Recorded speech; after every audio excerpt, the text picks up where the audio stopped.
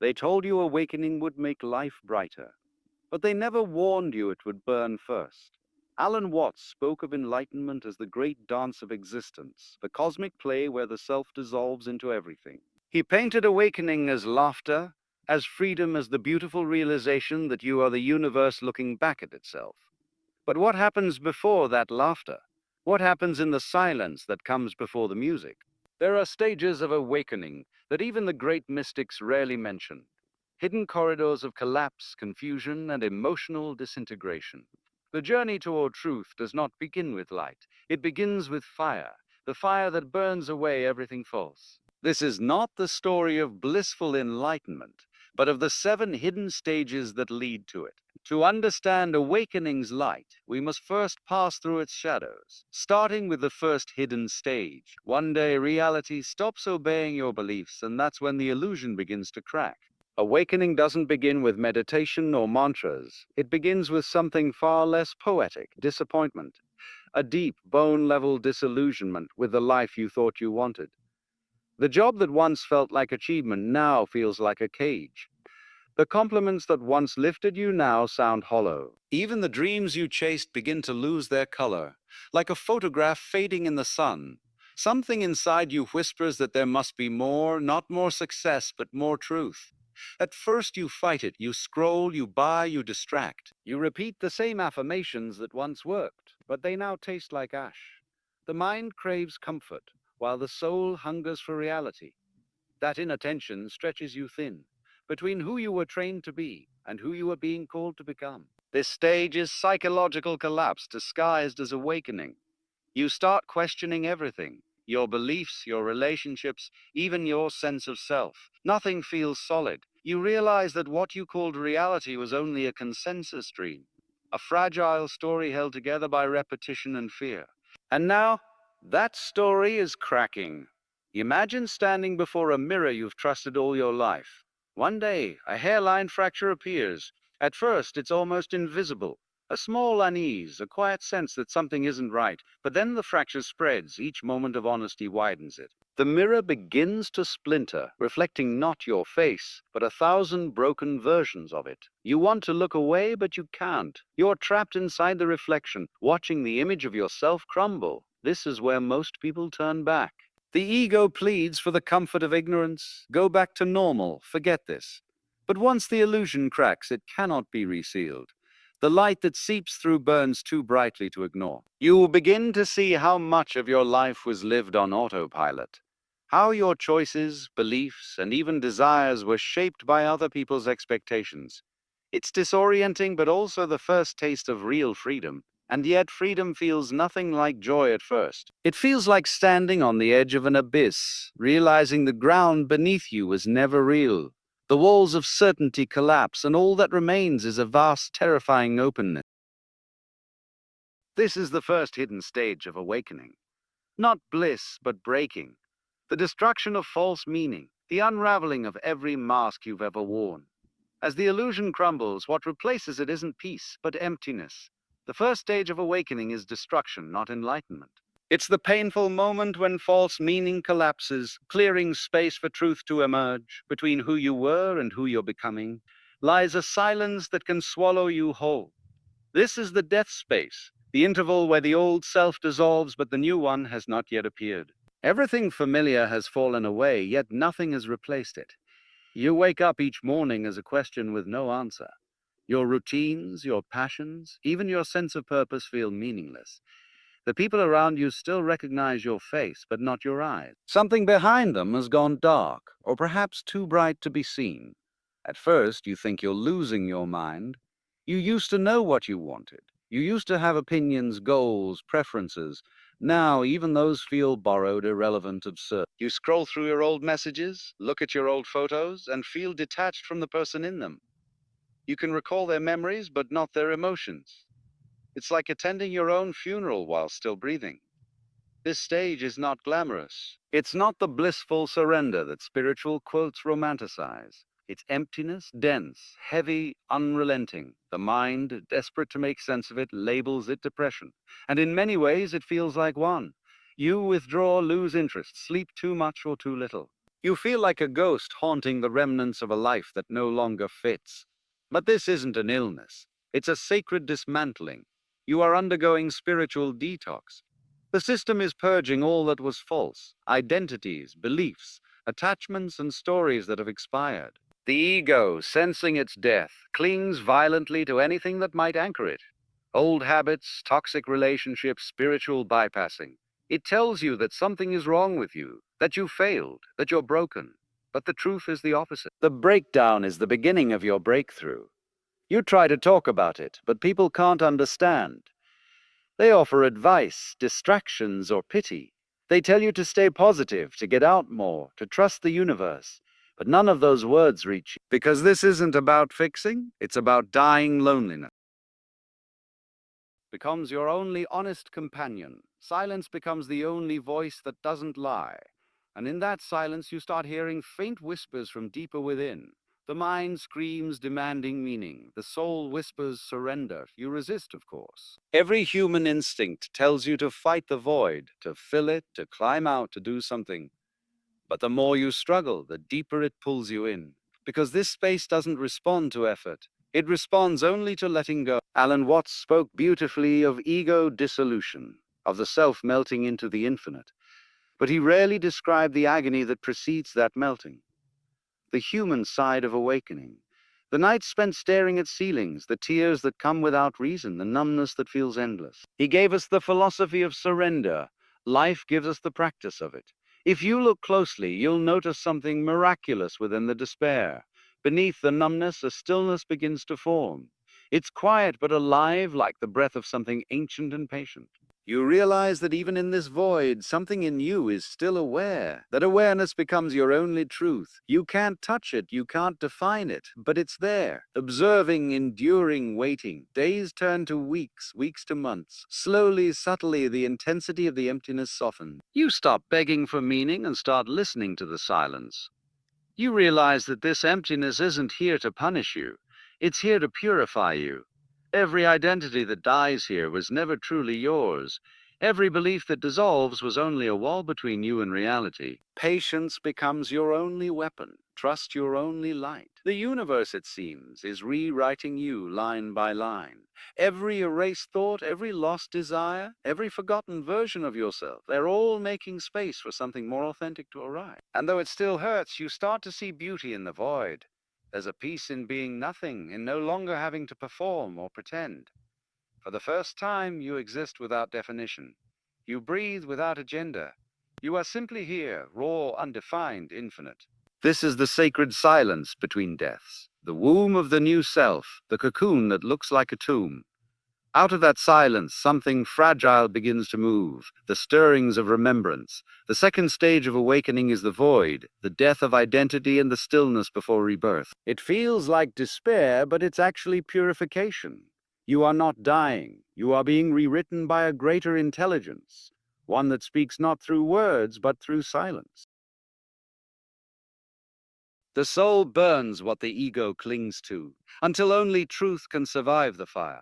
If the void was silence, this stage is sound, the roar of everything that was buried now coming to life. Emotions you thought were gone, rage, grief, jealousy, shame, rise to the surface like ghosts demanding to be seen. You are no longer numb, you are raw, open, and trembling. Awakening, which once felt like peace, now feels like chaos. Every wound calls for attention, every shadow begs to be met. This is the fire of purification, the moment when your inner world begins to burn, not because you did something wrong, but because you finally stopped running. The light of awareness exposes everything hidden in the dark. Old traumas, patterns, lies you told yourself to survive. It is not gentle. It is not graceful. It is holy destruction. Most people turn back here. They confuse the fire for punishment, the pain for regression. But awakening is not about comfort, it's about cleansing. And cleansing by its nature feels violent to what must be released. You cry for no reason. You rage at people you love. You remember things you thought were forgotten. And as uncomfortable as it is, this is the proof that your transformation is real. The key lesson of this stage is surrender. Stop trying to control the burn. Let the fire do its work. It is not here to destroy you. It's here to destroy everything that is not you. Every mask, every false identity, every belief that keeps you small must go. The more you fight, the more it hurts. The moment you release resistance, the flames begin to soften into light. Alan Watts once said, "You are the universe playing hide and seek with itself."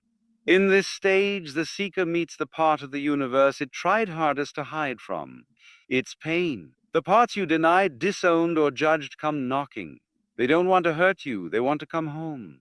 And as you face them, something miraculous happens. The monsters turn into mirrors. You see that even your pain was always trying to guide you back to yourself. This is the paradox of the fire.